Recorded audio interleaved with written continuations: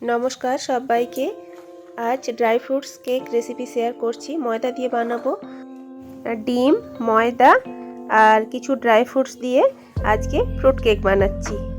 তো ড্রাই ফ্রুটসগুলো আমি ছোট ছোট কুচি করে নেব আর এলাচটাকেও আমি গুঁড়ো করে নিয়েছি আর সব ড্রাই ফ্রুটস কেটে নিয়েছি। এবার চিনি 1.5 কাপ নিচ্ছি। এই 1.5 কাপ চিনি মিক্সিং জারে দিয়ে একটা পাউডার বানিয়ে নেব। চিনিটা আমি গুঁড়ো করে নিয়েছি। চিনি গুঁড়োটা এক সাইডে আমি রেখে দেব। এবার আমি 3টে ডিম নিয়েছি। 3টে ডিম দিয়ে কেক বানাবো। 3টে ডিম একে একে করে ফাটিয়ে নেব।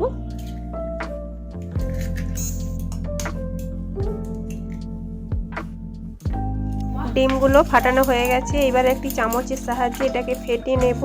ততক্ষণ ফেটাবো যতক্ষণ না এটা সাদা হয়ে যায়, কালার পরিবর্তন হয়। প্রায় 10 মিনিট আমি ফেটিয়ে নিয়েছি। ডিমের কালারটা দেখুন কিভাবে চেঞ্জ হয়ে গেছে, সাদা হয়ে গেছে। এবার আমি যে চিনিটা গুঁড়ো করে রেখেছিলাম ওই চিনিটা দিয়ে দেব। আর হাফ কাপ সাদা তেল নিয়েছি, রিফাইন্ড অয়েল, ওই তেলটাও দিয়ে দিচ্ছি। আর সব কিছুকে একসাথে ভালো করে মিশিয়ে নেব। চিনি, তেল আর ডিম খুব ভালো করে যাতে মিশে যায়, ভালো করে মিশিয়ে নিয়েছি। এবার এটা এক সাইডে রেখে আমি ময়দাটা নিচ্ছি। 3টে ডিমের জন্য আমি 3 কাপ ময়দা ব্যবহার করছি। নিয়ে নিলাম 3 কাপ ময়দা আর দিয়ে দিলাম বেকিং পাউডার খাওয়ার 1 চামচ, যে চামচে খাই ওই চামচের 1 চামচ, আর বেকিং সোডা 1/4 চামচ ওই চামচেরই। এবার খুব ভালো করে মিশিয়ে নেব। এখানে আপনারা লবণ দিতে চাইলে লবণ দেবেন। এইবার সবগুলো মেশানো হয়ে গেলে ওই ডিম আর তেল আর চিনির মিশ্রণের মধ্যে অল্প অল্প করে দিতে থাকবো। 3 থেকে 4 বারে মিশ্রণটা আমি দেব, দিয়ে মিশিয়ে নেব। একবারে দিয়ে দিলে হবে না, উপচে পড়ে যেতে পারে বা মিশাতে অসুবিধা হবে। 2-3 বার দিয়ে এইভাবে মিশিয়ে নেব। আমি এখানে 3টে ডিমের জন্য 3 কাপ ময়দা ব্যবহার করেছি, মানে 3 কাপ ময়দার জন্য 3টে ডিম। আর 3 কাপ ময়দার জন্য 3টে থেকে 4টা ডিম ব্যবহার করা যেতে পারে। এর বেশি ব্যবহার করলে ডিমের একটা আলাদা গন্ধ থাকে। এবার সব ময়দাগুলো দিয়ে মিশিয়ে নেব খুব ভালো করে। এই অবস্থাতেই মনে হচ্ছিল যে একটু দুধ লাগবে। আমি 1 কাপ দুধ নিয়েছি, কতটা লাগে দেখা যাক। খুব টাইট লাগছে। এখানে আমি 3 থেকে 4 টেবিল চামচ দুধ দিয়ে দেব।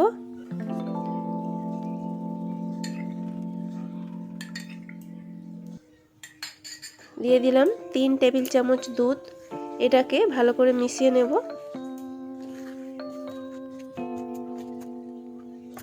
এবার মেশানো হয়ে গেছে। আরও 1 টেবিল চামচ দুধ দিচ্ছি, মানে সর্বমোট আমি খাবার চামচের 4 চামচ দুধ দিয়েছি।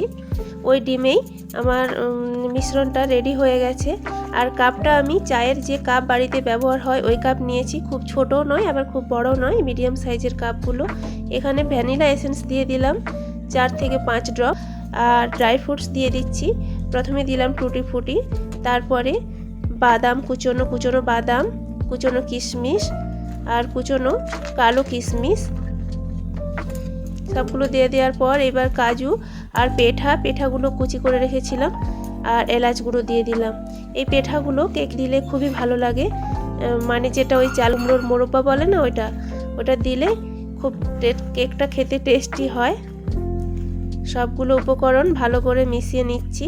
আর ব্যাটারের ঘনত্বটা ঠিক এইভাবে হবে। ফ্রুটস কেকের জন্য ব্যাটারের ঘনত্ব এর থেকে পাতলা হলে ড্রাই ফ্রুটসগুলো নিচে তলায় নেমে যাবে, খেতে ভালো লাগবে না। এইবার একটি কেক টিন নিয়েছি। কেক টিনে সাদা রিফাইন্ড অয়েল দিয়ে দিলাম। এটা ভালো করে স্প্রেড করে নেব ব্রাশের সাহায্যে। এবার স্প্রেড হয়ে গেছে। এবার কিছুটা ময়দা নিয়েছি 1 চামচের মতো। এটা ভালো করে ঘুরিয়ে এটাও স্প্রেড করে নেব। এই কেকটা আমি এখানে ময়দা দিয়ে বানাচ্ছি।